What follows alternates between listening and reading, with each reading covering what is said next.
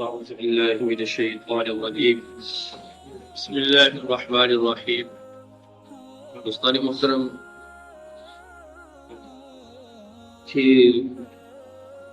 گفتگو ہو رہی تھی. اسی گفتگو کے اندر چند گروہوں کے بارے میں ذکر کیا گیا.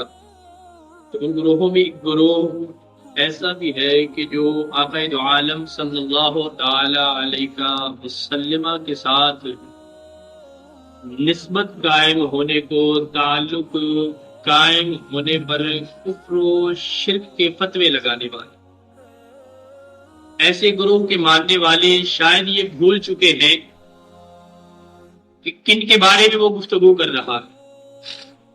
اس ہستی کے بارے میں وہ زبان درازی کر رہا ہے کہ جس ہستی کے لیے خالق کائنات نے اس پوری کائنات کو تخلیق فرمایا.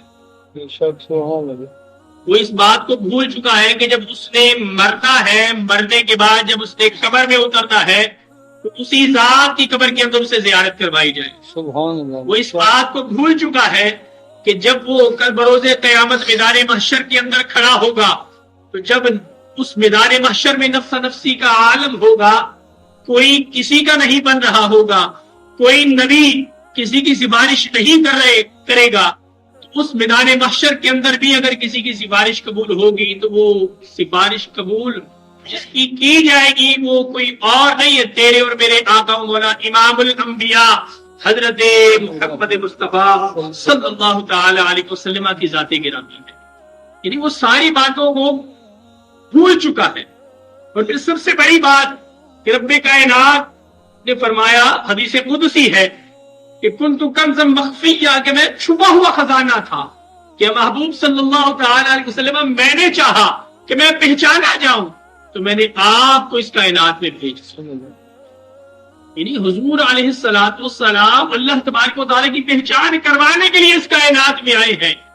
اور اگر میں یہ بات کہوں نا تو مبالغہ رہی نہ ہوگی، غلط نہ ہوگی یہ بات.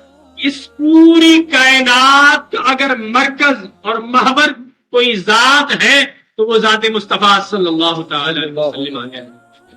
تو ہمیں ایسے لوگوں کی باتوں میں نہیں آنا، بلکہ حضور علیہ السلام کی محبت کو اپنے دلوں کے اندر جگہ دینی ہے.